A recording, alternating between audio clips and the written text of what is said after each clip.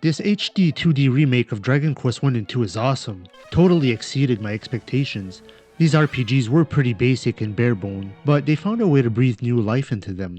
You should do a dice challenge for these games. I should. Though these games are pretty straightforward, I don't know what type of a dice challenge I could do, but I could always come up with something.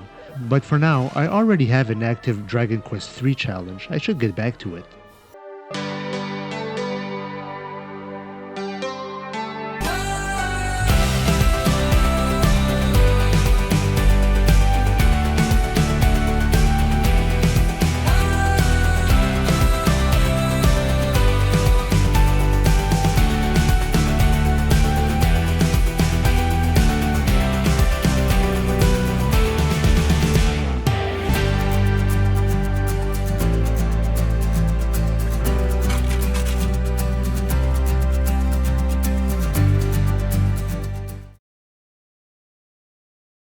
Hello everybody, welcome to Creative Gaming, the show where I inject a bit of RNG into my playthroughs, either for challenge purposes or just a new way to play the game. Time to return to one of my favorite video game franchises, Dragon Quest. Dragon Quest. In a world where only red books and bookshelves are worth reading. A world where people don't care if you sniff around their drawers for their boxers. A world where town music sounds like Christmas music.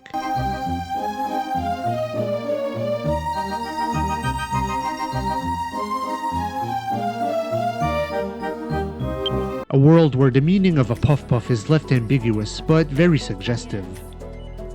Today I return to Dragon Quest III HD 2D. Here are the rules for this playthrough. Using 8-sided dice, you will roll the class for each of your party members once you get to Patty's party planning place. So rolling a 1 gives you the warrior, 2 is the martial artist, so on and so forth. So you will roll for the 3 party members with the specific classes that will join you on your quest. You will also create a 4th standby character. Here's the thing, if you didn't roll a merchant in your main party, then the 4th standby character will be the merchant. If you already rolled a merchant, then you can roll for the 4th standby character. For those of you who don't know, you absolutely need a merchant later in the game to progress through the story. You can interchange these 4 party members at will, but you stick to these 4 with whatever classes you rolled. Later on, once you reach the Alltrades Abbey, you are allowed to roll a secondary class option for each of your characters, but 1 only. You can then decide if you want to change any characters to the new class option. So your 4 created characters will have 2 class options each by the end of the game. Also, if you roll a gadabout, otherwise known as the Jester, you are allowed to freely change them into a sage whenever you can. That is your reward for dragging their sorry ass throughout the game. Alright, so I already started this challenge run last year. I had rolled a warrior, a priest, and a monster wrangler for my main party. Obviously, my 4th standby character is the merchant, by default. So I didn't roll the most unique party in the world. Maybe I should have rolled a couple of party options, then decide, like I did in Final Fantasy 1. But oh well, I will push on with the party I rolled. I've already finished the island events of Eliahan, and I've also completed the Romeria region, as well as Koriv and Norvik, the fairy village, the Skyfell Tower, and the underground lake. My next objective is the desert region of Ibis. So I last left off at the city of Romeria. I think my warrior was cursed. I equipped him with an accessory that I didn't realize was cursed, and it gave him a personality that probably isn't favorable for him. Was it benediction? Yes. It's nice to get back to Dragon Quest III, the visually orgasmic version. I'm checking my equipment. I'm kind of forgetting what I have. It's been a few months. The Cower Ring is what was cursing my warrior. Let's get rid of that. Checking the personalities of my characters. Now, I've never looked in depth at what stats personalities affect. Sometimes I want to understand the mechanics of how something works, and sometimes I prefer not knowing. What are these personalities anyway? Tearaway? Paper Tiger? Damn, I'm ready to bet that genius affects magical attributes. Let's put it on my priest. Alright, so now we head to the east. We'll slowly make our way to the desert kingdom of Ibis.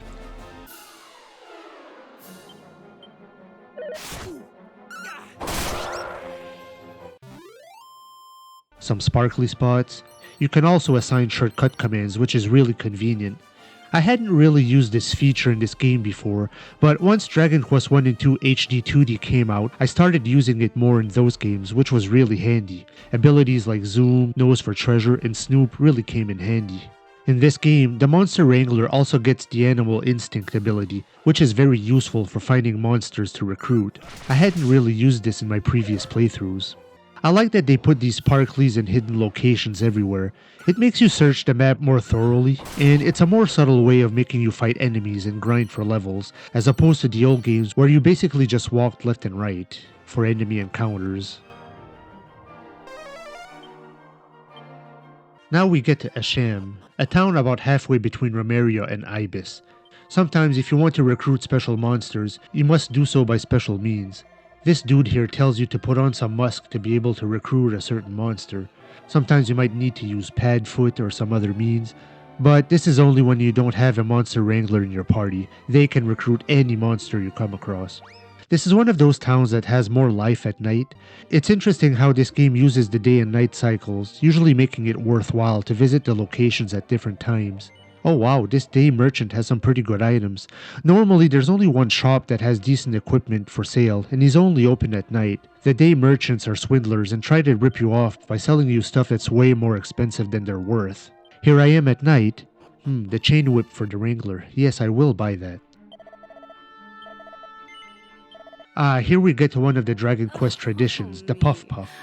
It's kinda left ambiguous as to what the Puff Puff actually is. I think it's most likely a massage, maybe an erotic massage, or could it be a BJ, genitalia to the face, who knows.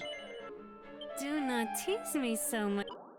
She tricks you into getting the Puff Puff from her muscular father. That's fine, I don't mind. There is also a show here at night with dancers and onlookers. It definitely adds atmosphere. We're now headed south, see if we can find some more stuff. These enemies seem to have high agility. Most of them attack first. A new recruit.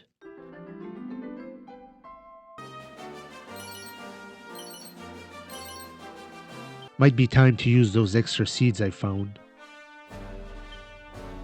I'm now entering the desert. There is a high encounter rate in the desert.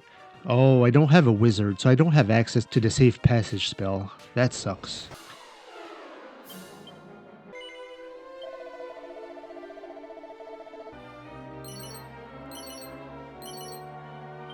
Now I get to Ibis. Let's check out the equipment. Holy Lance could be useful for my priest. I'm sure I would be able to find it somewhere, but I'll get one for now.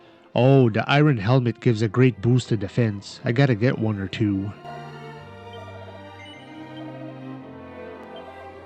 Random boxer shorts. He's just kidding, folks. He's too much of a germaphobe for that. Yeah, I'm just gonna sell this junk. Down the well here.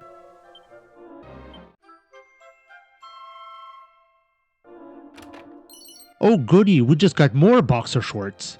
Inside Ibis Castle, there is an incredibly useful accessory, the Meteorite Bracer. This accessory flat out doubles your agility stat, so put it on your hero, or your priest, or wizard if you have one. You'd rather attack early in a round of battle instead of later. Uh-oh, seems like we disturbed the sleepy undead. Who dares disturb my slumber? Was it you? Yes. Uh-oh, how much have I pissed off the undead? Is he gonna steal my soul or something? Oh, okay. Yeah, this part is actually pretty funny. It's in the old Nintendo version too. I'll let you desecrate my grave and steal my treasure. We're all good. Here there's an important clue. A kid sings a song, but if you don't pay attention to it, you might be stuck at the game's next dungeon. This game also has a memorization feature, which is pretty cool. This was in many of the remakes of the game, even in the Game Boy Color version. In the older Nintendo games, you actually had to write down important clues if you wanted to remember them later on. But here you can just press the plus button, or start, or whatever, and you can commit it to memory. And you can reread the saved message anytime. Now we're at the Queen. It's kind of pointless to visit her. She doesn't really have anything she needs or a quest to give you.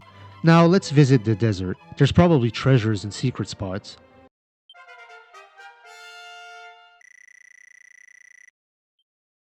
I'm just exploring some more here.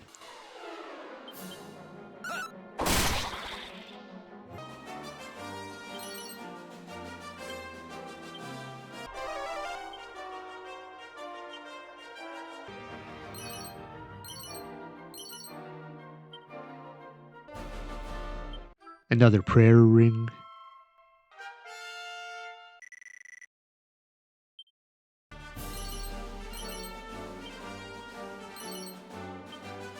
And now a heal slime, and it's our second one. Alright, I'll visit the inn in Ibis before heading to the pyramid. The pyramid can be a tough dungeon, and sometimes you might need to make more than one trip. It was harder on the Nintendo version, of course. You could get lost, or your magic points could get very low very quickly. It's still early in the game, so your party isn't that strong yet. You also get ambushed by can of boxes, fairly tough enemies.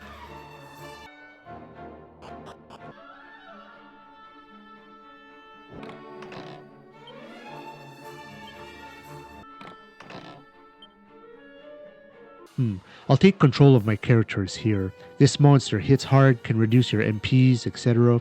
He can be pretty challenging, but oh, okay. Wow, Monster Pile really does a number on him, doesn't it? The last time I played this game, I played on Draconian, so I was kind of bracing myself. Right now I'm playing on normal difficulty.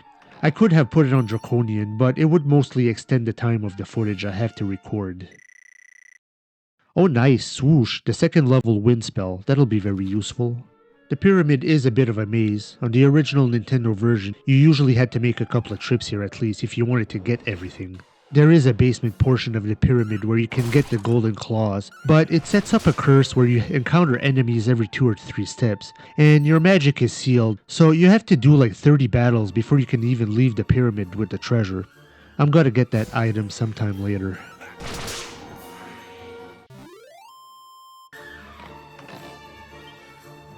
Darn it, another cannon box. But the monster pylon ability makes short work of them.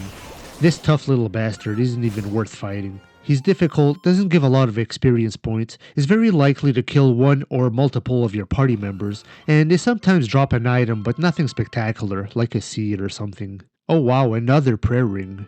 When you use this ring, it gives a bit of MP to one of your characters. You can use it a random number of times before it breaks. This item is usually pretty rare in their previous versions of this game, but here they seem to hand them over like candy. See, I have like 4 already. I'll probably have a dozen by the time I get to Baramos. Who is Baramos again? Well, he's the archfiend. He's trying to conquer the world. What's his backstory? I don't know. Where does he come from? Does he have any friends? What's his favorite food? Is he married? Kids? Maybe he just needs an emotional support pet.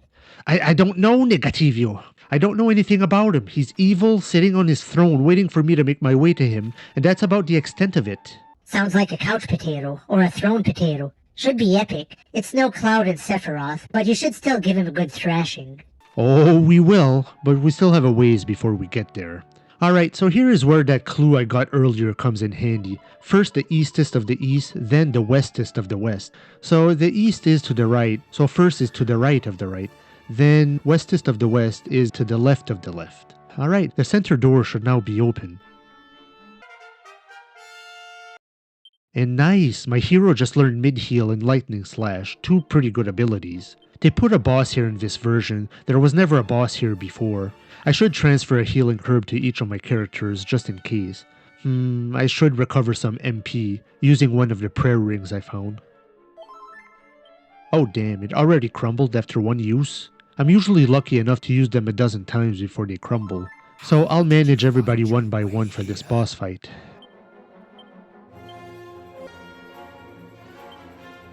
Magic barrier. I think this boss does use magic.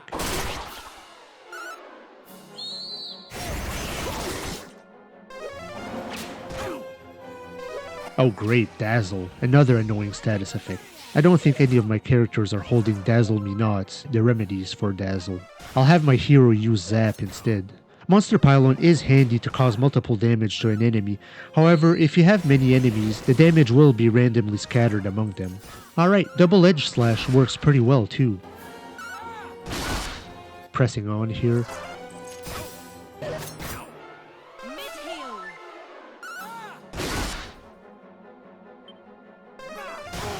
Alright, we got him. Zap spell for the kill.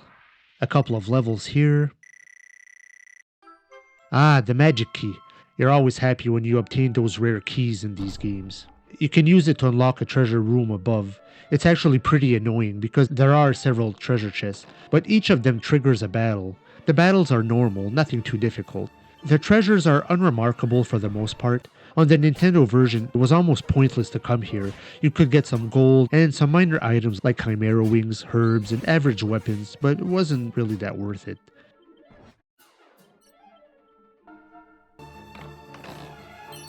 Oh nice, a fizzle retardant suit. I think only the wizard can equip it though, which I'm not allowed to have in my party. I didn't roll for one. Now we're on top of the pyramid. So we're just gonna slide off the pyramid toboggan style. Whee! Thank God gravity doesn't destroy your ankles in this game. You can fall off towers and pyramids. Now let's return to Ibis. If you go here at night, you can raid the treasure rooms.